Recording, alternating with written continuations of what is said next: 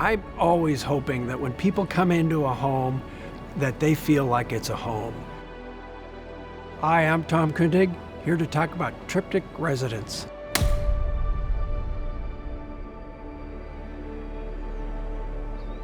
A home is successful if it never leaves your imagination. That was a special place that you experienced and you'll never forget. When you're in this home, it's almost like you've dropped the bags outside the gate and you've come into this sort of paradise.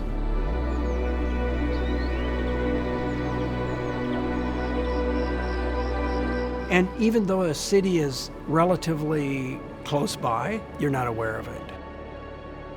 The way you flow through the landscape, the way you flow into the house, the way you flow through the house, and then out of the house, back out to the shoreline. It's choreographing how this special moment happens on this special site.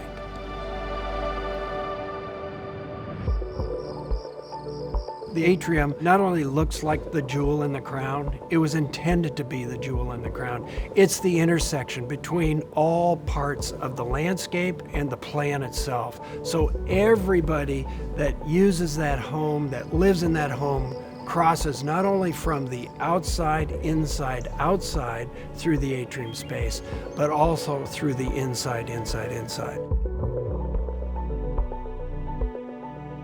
That's where a couple of large gizmos basically can take the interior of this house and literally open it to the meadow side of the house and opens it all the way to the horizon side of the house. Of course, the art collection was a deep inspiration. It's rare when you get to work with an art collection at this level. But it's not just the art collection, it's also the family and how the family interacts with each other and sort of socializing that building. That's really one of the most interesting things that an architect gets to work with. Well, the little wine waiter, that idea came from the client because in fact they have an incredible wine collection. It's very much part of their lifestyle. The client had the idea that wouldn't it be great if we could just actually send some of the wine from the cellar directly into the sort of wine tasting dining area and make it more of a celebration or an event. It's actually really exciting to work with larger landscapes because you can actually do these long views and these short views. You can have very intimate small gardens, which is what you're always looking for in any project. You're looking for both ends of the spectrum. And with a larger landscape, that opportunity is there.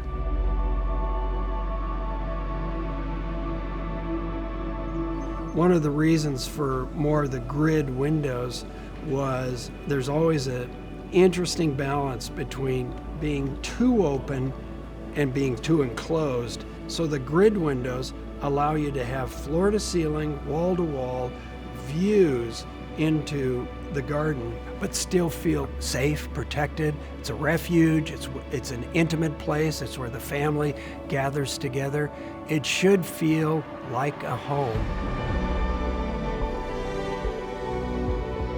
The best possible thing that architecture can do is leave a legacy for future generations, and it outlives us all and it becomes part of something in the future. And to work with something that actually is valid in that future is, I think, the most honorable thing that an architect can do.